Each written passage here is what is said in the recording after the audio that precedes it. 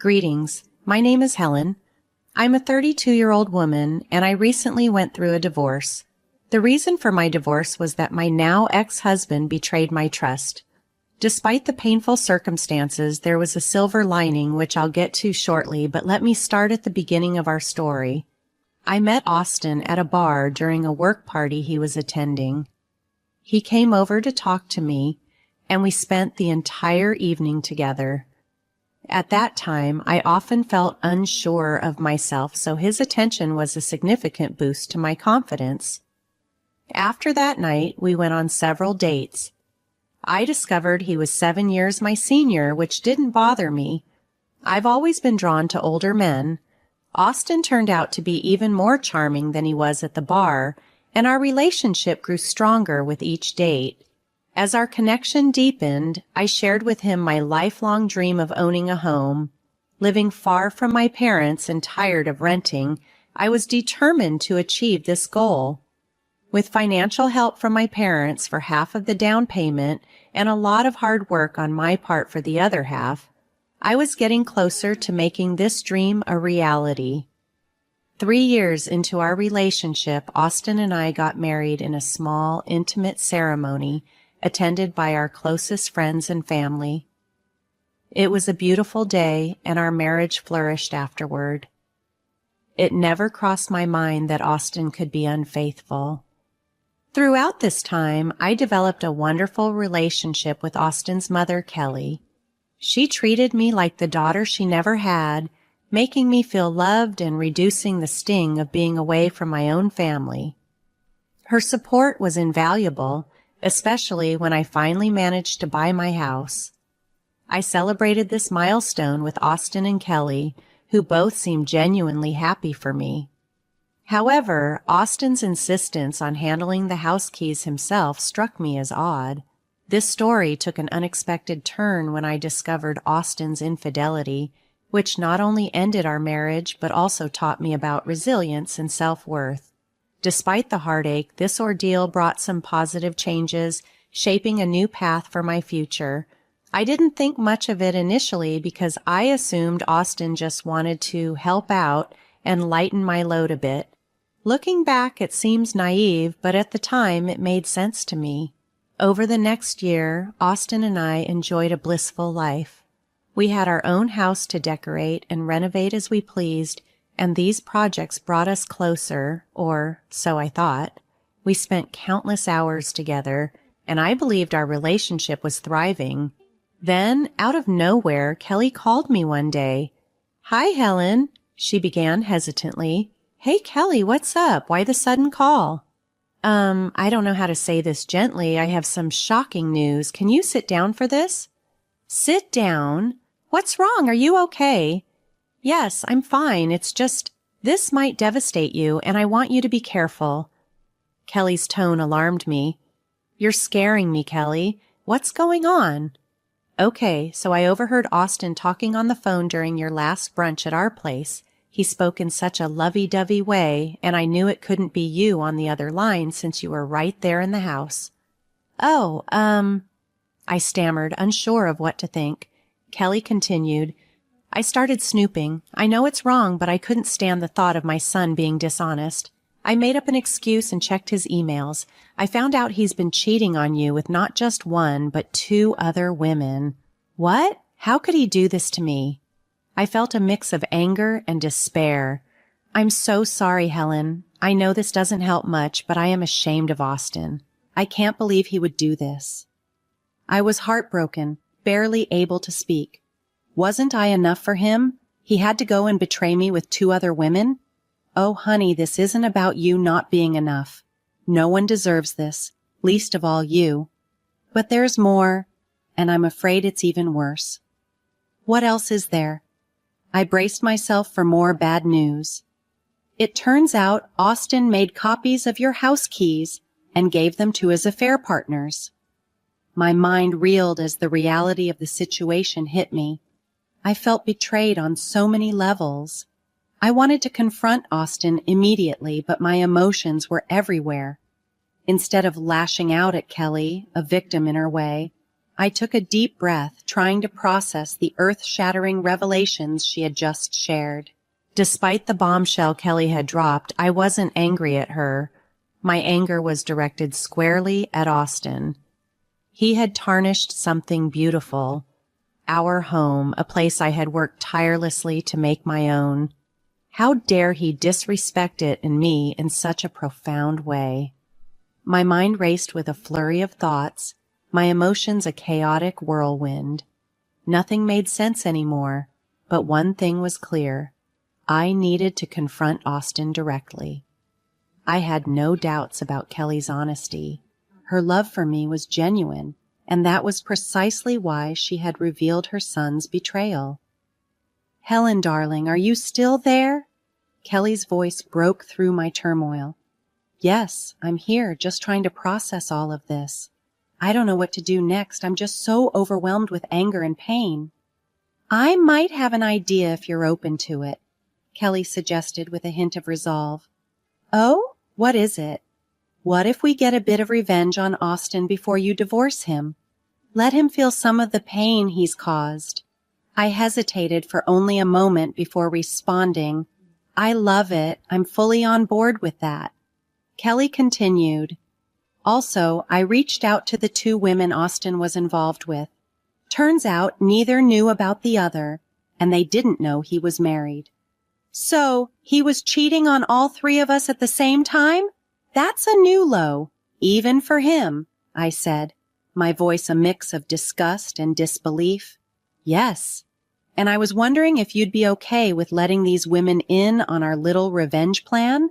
"That's perfect. Austin has a business trip this weekend across the city, or so he claims. I checked with both of them, and neither has plans to see him soon." "Great.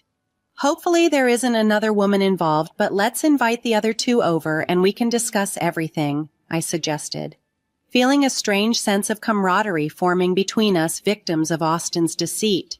Kelly and I talked a bit more, and her presence was comforting. Although I hadn't started crying, the shock had numbed me, and it would take some time to fully process my emotions. They oscillated between anger, sadness, and sheer hurt. Kelly's soothing voice helped steady me a bit. She also advised us on how to act normally around Austin until his business trip, giving us some time to organize our plan. Her support during this tumultuous time was invaluable, and together we started to forge a plan of subtle retribution. Managing my emotions was proving to be a huge challenge. If I was barely holding myself together around Kelly, how could I possibly keep my cool in front of Austin? Yet, deep down, I knew I had to do it. I had to make Austin feel the same panic and pain that had torn through me when I discovered his betrayal. When Austin came home that evening, I interacted with him as usual, though every smile and laugh from him stirred a fury within me. When he kissed me goodnight, I fought the urge to recoil, feeling a mix of disgust and hurt. That night, I cried myself to sleep, overwhelmed by the deception. The next morning, I put on a brave face. Austin needed to suspect nothing was amiss. I bid him goodbye as if everything was normal. Soon after, Kelly called to ask if she and the other women involved with Austin could come over. I agreed, and within an hour, they were at my house. Seeing the other women in person was startling. Both were notably young, with one in particular appearing alarmingly so. I silently hoped she was of legal age, fearing the worst about Austin's actions. Kelly greeted me with a tight hug, her own eyes brimming with tears, and I had to muster all my strength not to break down alongside her. We all sat down in the living room to share our experiences. The younger-looking woman introduced herself as Barbara.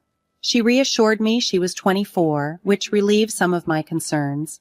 The other was Emma, aged 22. Learning that Austin had been with someone 14 years his junior was a hard pill to swallow. Emma revealed she had been with Austin for about a year, meaning their affair began shortly after we got married. The realization that he had been unhappy from the first year of our marriage was a painful revelation. Emma met Austin at a bar where he had been very forward about his intentions. Barbara shared a similar story. She met Austin 8 months ago, also at a bar. He had plied both of them with drinks and insisted on staying by their side throughout the night, making them somewhat uncomfortable. As we talked, I struggled with a whirlwind of emotions, from anger to sadness and back to hurt. Despite the chaos inside me, hearing their stories was a crucial step in understanding the full extent of Austin's betrayal and figuring out how to confront this deceit. It seems Austin had a talent for drawing in those who felt insecure. These women were captivated by the attention he showered on them, leading them to believe they had stumbled upon something truly special. As they shared their stories with me, it became clear just how calculated Austin had been. They recounted visits he made to their places and how he'd often stay the night, explaining his absences to me as business trips. As we talked more about Austin's tactics, it dawned on us just how skillfully he had manipulated each of us. Being the oldest, I shared how he initially won me over with his charm and attentiveness, a sentiment echoed by Emma and Barbara. As the conversation deepened, we realized he had replicated the same strategies with all of us. If he sent flowers to one, the others would receive the same. It was nauseating to think about. All the moments I felt cherished and unique, it turned out I was merely one of several women he was juggling. The realization hit us hard. I felt utterly betrayed, and by the looks on Emma and Barbara's faces, they were just as shocked. We sat in stunned silence, each of us processing the depth of Austin's deceit. It was Kelly who finally broke the quiet. Wow, okay, so my son is truly reprehensible. But we're not here just to dwell on that, she sighed, her voice a mix of anger and disappointment. Kelly, no, I get it, I reassured her. I know we all feel deeply hurt and betrayed. Kelly continued, her tone reflective. I may not have the same relationship with my son now, but I too feel these emotions. Sometimes I can't help but think maybe I failed somewhere as a parent. You were and are an amazing parent, Kelly. You instilled good values in him, but at the end of the day, the choices he made were his own. He's a grown man, fully responsible for his actions, I said, trying to offer some comfort. Thanks, sweetie, Kelly replied. But the real question remains, what are we going to do about this? That question hung in the air, heavy with implication.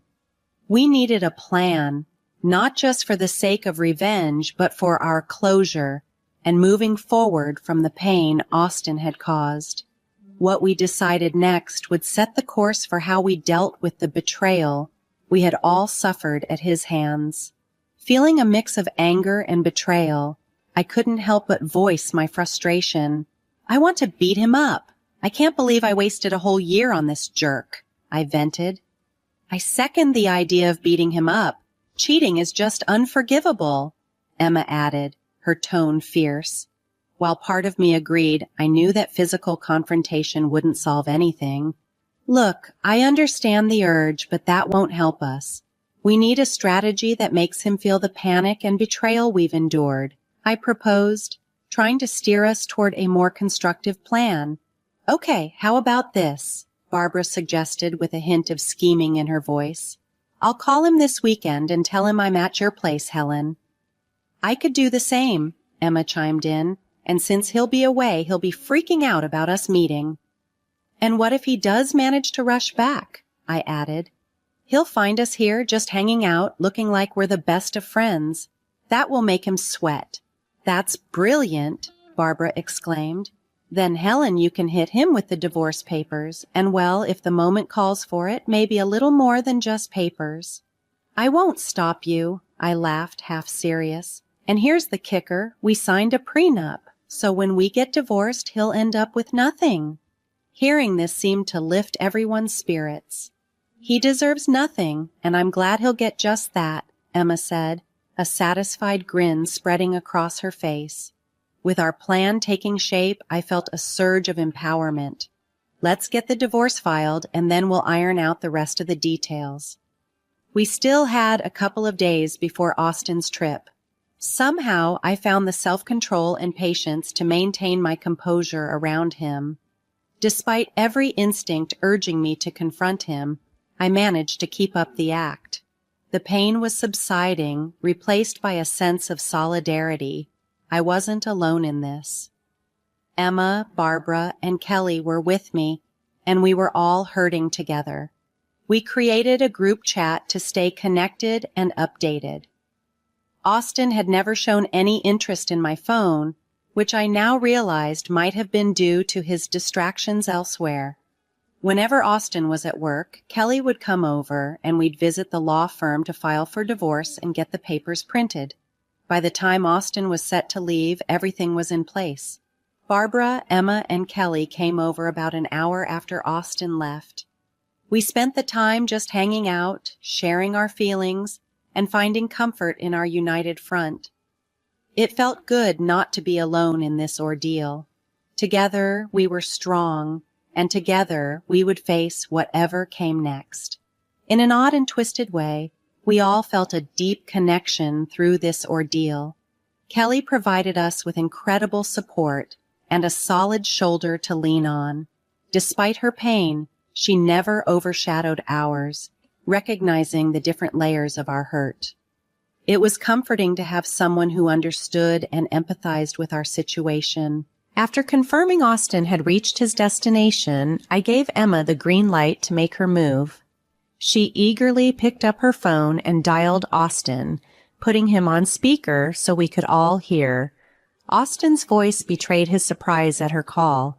Playing her part perfectly, Emma bubbled over with excitement, telling him she was about to drop by with a special surprise. Austin's response was tinged with panic. He tried persuading her not to come, but Emma was firm, ending the call with a promise to see him soon. About 30 minutes later, Barbara made her call. This time, Austin's tone was sharp and edgy.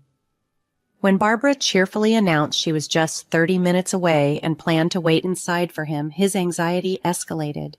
He attempted to dissuade her, repeating he was out of town, but Barbara cut him off, claiming she was too tired to delay and wanted to rest, hanging up before he could respond. The adrenaline that surged through me after these calls was exhilarating.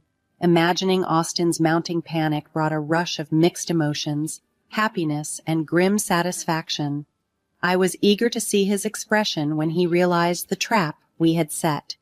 With the major part of our plan executed, we decided to unwind a bit with some drinks, anticipating the moment Austin would walk through the door. As the alcohol lightened our spirits, we couldn't help but laugh at Austin's foolishness for giving keys to my home to both women, not realizing I often worked from home. As we waited, there was a subtle shift in the room. Somewhere between the laughter and planning, a healing process began. We started to see the truth about Austin more clearly and accept the reality of who he was. This realization was unexpectedly refreshing. About 2 hours after our coordinated calls, we heard the familiar sound of Austin's car pulling into the driveway. The moment we had been waiting for was finally here. As we prepared to confront him, there was a sense of anticipation mixed with a newfound strength among us. The next few moments would be revealing, but no matter the outcome, we knew we had each other for support. As Austin's car pulled into the driveway, our anticipation was almost palpable. Despite being quite tipsy, Kelly reminded us to compose ourselves. We hastily tried to sober up, arranging our expressions and steeling ourselves for the confrontation. We were ready to face Austin and expose his deceit. Austin burst through the door with an urgency that suggested he sensed something was amiss.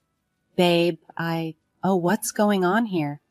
"Oh, I invited your mom over," I said nonchalantly, masking my nerves with feigned surprise at his early return. "That's cool, but, what about the other people here?" Austin stammered, his eyes darting between the unfamiliar faces in his living room. Them? I gestured towards Emma and Barbara. These lovely women just showed up at my place, and it turns out they know you, so I invited them in. You never told me you had such a pretty wife, I added, the irony thick in my voice. Me either, chimed in Barbara, her tone equally mocking. Maybe it's time you leave. Austin tried to dismiss them, his voice edging towards desperation. Don't be rude, Austin, Kelly scolded, stepping forward. I taught you better. Besides, we were just having a girls' night. Why are you here? Yeah, why are you here? I pressed, feigning ignorance. I thought you were away on a business trip. Is that why you couldn't spend time with me this weekend, even though we always get together every third weekend? Oh my God, he does that with you too? Emma exclaimed, then looked at Barbara, who nodded in agreement. Me too. Look, guys, I don't want to hear anything. I just want you out of my house. Austin's voice cracked as he started to realize the gravity of the situation. That's when I saw Austin cry for the first time. He began sobbing, pleading with me not to leave him. His tears, however, didn't elicit sympathy from me. Instead, they intensified my disgust. Silently, I rose from my seat, walked over to him, and handed him the divorce papers. Austin was a mess. He turned to his mother for support, but Kelly simply looked away, her disappointment evident. When he tried to appeal to her, she coldly told him, "You're dead to me." Watching Austin lose everything he had taken for granted was a profound moment of vindication. Emma and Barbara didn't physically confront him, but they made their point by throwing the copies of the house keys he had given them right at his face before they turned and left the house. As they departed, the weight of his choices was clear on his face. A man who had lost everything, stripped of deception and deceit. The sight was strangely satisfying, marking the end of a painful chapter and the beginning of a new, more hopeful one for us all. I had a bag already packed for him, anticipating this moment. Grabbing it, I tossed it at him and said sternly, "You have 10 minutes to leave or I'm calling the police." He hesitated for a moment, then grabbed the bag and left. As the door closed behind him, the weight of everything that had transpired seemed to crash down on me all at once. I sank to the floor and finally let the tears flow freely. Kelly sat beside me, and together we cried over the loss of someone who had once been so dear to both of us. An hour after Austin left, my phone started to explode with his calls and messages.